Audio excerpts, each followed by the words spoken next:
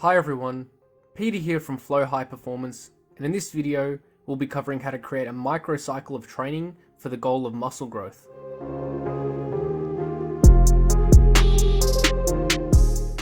The first factor we need to consider when creating a microcycle of training is the training frequency. We need to establish how many times per week the individual will train and how many times per week each individual muscle group will be trained.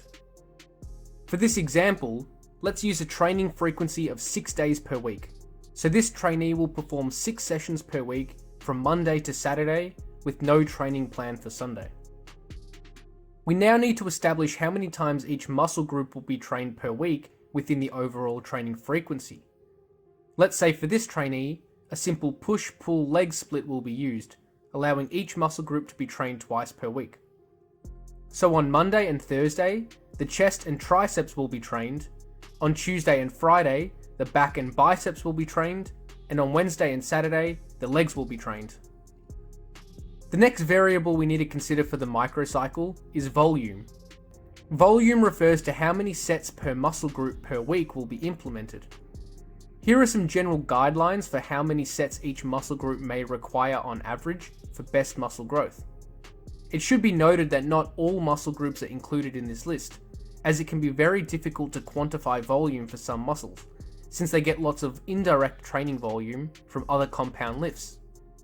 For example, the deltoids are involved in any pressing, overhead, rowing or pulling movements and can grow even without any direct work.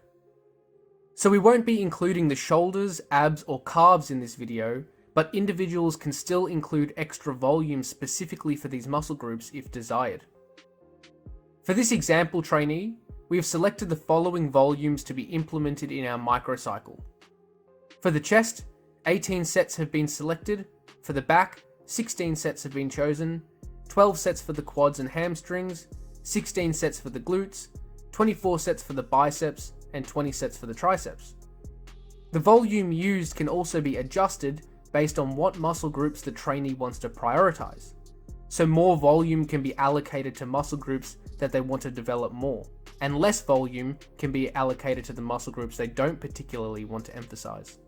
Now that we have established the volumes that will be used for each muscle group, let's now select exercises for each muscle group. For the chest, the bench press, incline dumbbell press, and cable flies have been selected.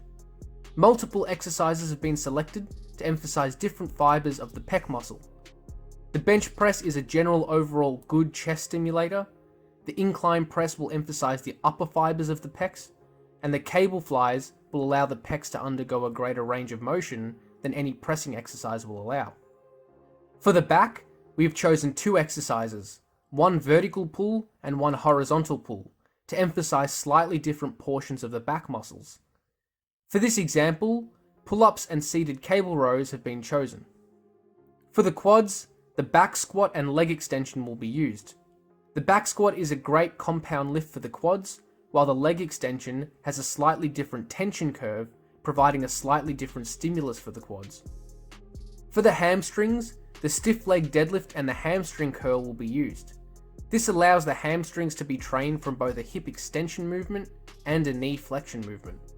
For the glutes, we haven't included any specific exercises because they will receive their volume indirectly from the back squats and stiff leg deadlifts.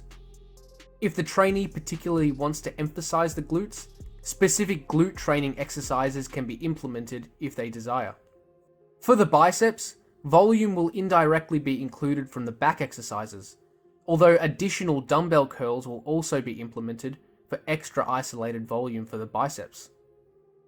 And lastly, for the triceps, the pressing exercises will contribute to indirect volume, although tricep pushdowns will also be implemented for additional isolated volume.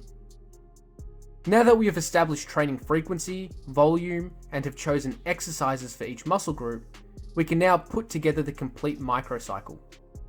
So let's take the training split we established previously and apply the exercises for each day. We can see here that Monday and Thursday involve the chest and tricep exercises, while Tuesday and Friday involve the back and bicep exercises. Wednesday and Saturday involve the lower body lifts, although Wednesday has more of a quad emphasis, while Saturday has more of a hamstring emphasis. We can now apply the volumes we established to this plan to complete the microcycle. So as we can see here, the number of sets have been distributed between each exercise to equal the volumes we selected previously for each muscle group. In the next video, we will continue with this example of a hypertrophy program and create a mesocycle of training. Thanks for watching, and hopefully you got something out of this video. Remember to subscribe if you haven't already.